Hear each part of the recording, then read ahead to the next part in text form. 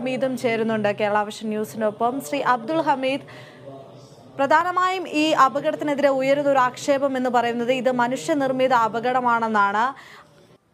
ഇത്തരത്തിൽ വലിയ രീതിയിലുള്ള ആക്ഷേപങ്ങൾ മുൻപ് തന്നെ ഈ ബോട്ട് ഉടമയ്ക്കെതിരെയും ബോട്ടിനെതിരെയും പരാതികൾ ഉയരുന്ന ഒരു സാഹചര്യം ഉണ്ടായിരുന്നു. MLAക്ക് അടക്കം പരാതി നൽകിയിട്ടുണ്ട് എന്നാണ് പ്രദേശവാസികൾ പറഞ്ഞിട്ടുണ്ടായിരുന്നത്. എന്നാൽ യാതൊരുവിധ നടപടിയും ഉണ്ടായിരുന്നില്ല. അതുകൊണ്ടാണ് ഇത്തരത്തിലുള്ള ഒരു അപകടം, നാടിന് നടുക്കിയൊരു അപകടം ഉണ്ടായത് എന്നാണ് ഇപ്പോൾ പ്രധാനമായും ഉയരുന്ന ആക്ഷേപം. നാടിന് നടുക്കിയ അപകടമാണ് സംഭവിച്ചിരിക്കുന്നത്.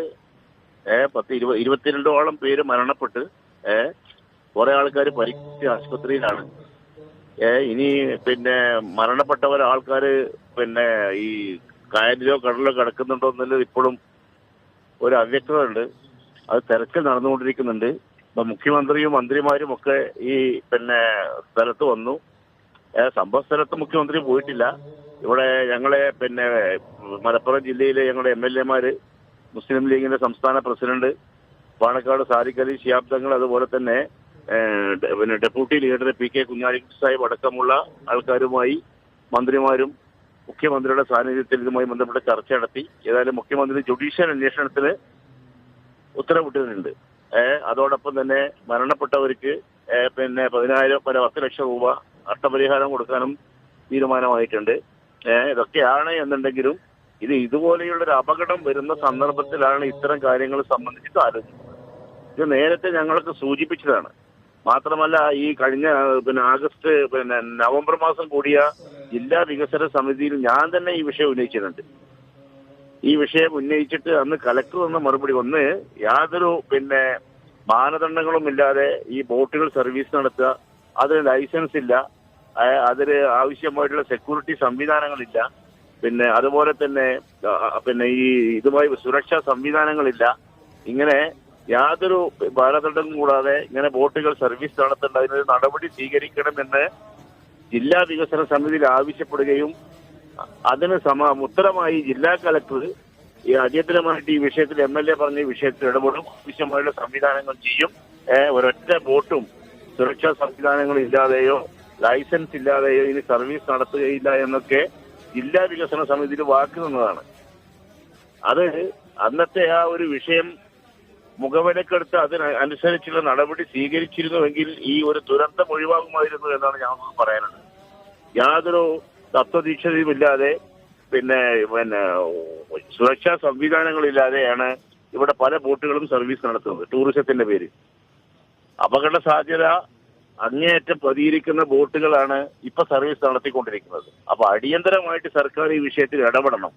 എല്ലാ സുരക്ഷാ സംവിധാനങ്ങളും അതുപോലെ തന്നെ എല്ലാവിധ സെക്യൂരിറ്റിയിലും നടപടികളും പൂർത്തീകരിച്ച ബോട്ടുകൾ മാത്രമേ കടലിൽ ഇറക്കാവൂ അല്ലെങ്കിൽ കായലിൽ ഇറക്കാവൂ എന്ന് തീരുമാനമാണ്.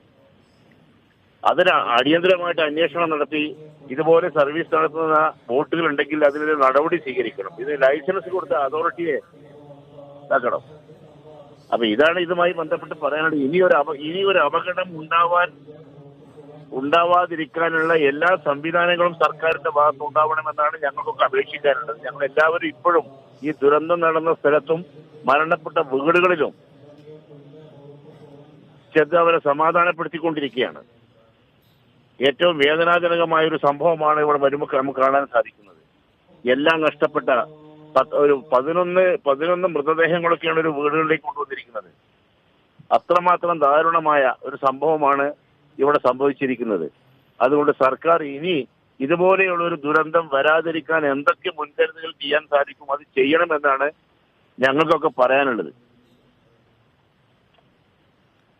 ശ്രീ അബ്ദുൾ ഹമീദ്, അങ്ങനെയെങ്കിൽ ഇത്തരത്തിൽ ഒരു ദാരുണമായ ദുരന്തം വരുമ്പോൾ മാത്രമാണോ ഇങ്ങനെയുള്ള കാര്യങ്ങളെക്കുറിച്ച് സർക്കാർ അല്ലെങ്കിൽ അധികൃതർ ചിന്തിക്കേണ്ടത് എന്നതും ഉയർന്നു വരുന്ന ഒരു ചോദ്യം തന്നെയല്ലേ? അല്ല, അത് സൂചിപ്പിച്ചല്ല ഞാൻ. ഇങ്ങനെ ഒരു ദുരന്തം സംഭവിക്കുന്ന സന്ദർഭത്തിലാണ് എല്ലാവരും ഓടിയെത്തുന്നതും ഈ കാര്യങ്ങളെ സംബന്ധിച്ചിട്ട് വളരെ ഗൗരവമായിട്ട് ആലോചിക്കുന്നു. ഇതിന് ഒരു മാസം കഴിഞ്ഞാൽ ഇത് മറക്കും. പിന്നെ അതിന്റെ ഒരു ഫോളോ അപ്പോ അതിനൊരു മുൻകരുതലോ ഇവിടെ തീരുമാനിക്കപ്പെട്ട തീരുമാനങ്ങളോ നടപ്പിൽ വരുത്താത്ത തരത്തിലാണ് കാര്യങ്ങൾ മുന്നോട്ട് പോകുന്നത്. അപ്പൊ ഇത് വളരെ ഗൗരവമായിട്ട് ഗവൺമെന്റ് ഈ വിഷയം കൈകാര്യം ചെയ്യണമെന്നാണ് ഞങ്ങൾക്ക് പറയാനുള്ളത്.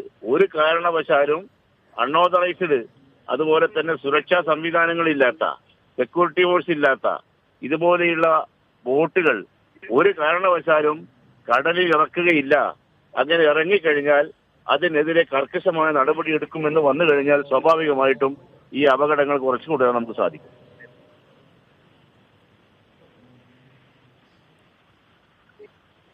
ഹലോ, ശ്രീ അബ്ദുൽ ഹമീദ് കേൾക്കാമോ? ആ, പെരുന്നാൾ സമയത്തും ഈ അറ്റ്ലാന്റിക് ബോട്ടിനെതിരെ വലിയ രീതിയിലുള്ള വിമർശനം ഉയരുകയും പോലീസ് ഈ കാര്യത്തിൽ ഇടപെടുകയും ചെയ്തിട്ടുണ്ടായിരുന്നു. എന്നിട്ട് പോലും ഈ ബോട്ടിനെതിരെ ഒരു നടപടി ഉണ്ടാകാത്തതാണ് ഒരു കുറച്ച് ദിവസങ്ങളുടെ ഇടവേളയ്ക്കുള്ളിൽ ഇത്ര വലിയൊരു മഹാദുരന്തത്തെ വിളിച്ചു വരുത്തിയത്. വേണ്ടതുപോലെയുള്ള ഒരു പലിശ ഇതന്നെ ഒരു മത്സ്യബോട്ട് തട്ടിക്കൂട്ടിണ്ടാക്കിയ ഒരു ബോട്ടാണെന്നാ പറയുന്നത്. ഇത് ജുഡീഷ്യൽ അന്വേഷണത്തിന് ഉത്തരവിട്ട സ്ഥിതിക്ക് ഇത്തരം കാര്യങ്ങള് എല്ലാ തരത്തിലും തലനാരി ഇഴകേറി പരിശോധിക്കുമ്പോൾ കാര്യങ്ങൾ നമുക്ക് ബോധ്യപ്പെടും. ഇവിടെ സൂചിപ്പിച്ചല്ലോ, ഒരു സുരക്ഷാ മാനദണ്ഡങ്ങളും പാലിക്കാതെയാണ് ഇവരൊക്കെ സർവീസ് നടത്തുന്നത്. എങ്ങനെ ഇവർക്ക് ലൈസൻസ് കൊടുത്തു? അതൊക്കെ വളരെ ഗൗരവമായിട്ട് പരിശോധിക്കേണ്ട കാര്യമാണ്. അത്തരം ഉദ്യോഗസ്ഥന്മാരൊക്കെതിരെ നടപടി സ്വീകരിക്കണം. ഒരു ലൈഫ് ജാക്കറ്റ് പോലും ആ ബോട്ടിലില്ല എന്നാണ് പറയുന്നത്. എത്ര ആൾക്കാർ അതിൽ സഞ്ചരിച്ചു എന്ന രേഖകളില്ല. ഇതൊക്കെ അവ്യക്തമാണ് ഇപ്പോഴും.